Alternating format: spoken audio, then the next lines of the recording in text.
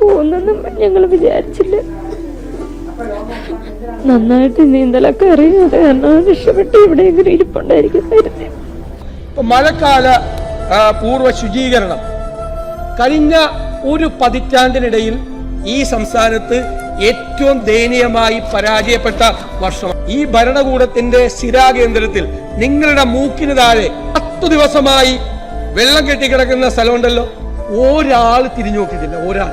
പ്രതിപക്ഷ നേതാവ് ഇവിടെ പറഞ്ഞു, കഴിഞ്ഞ 10 കൊല്ലത്തിനിടയിൽ മഴക്കാല പൂർവ്വ ശുചീകരണം മോശമായൊരു വർഷമാണിത്. ഇത്തവണ മഴക്കാല പൂർവ്വ ശുചീകരണത്തിന്റെ യോഗം വിളിച്ചു ചേർക്കാൻ കഴിഞ്ഞിട്ടുണ്ടോ?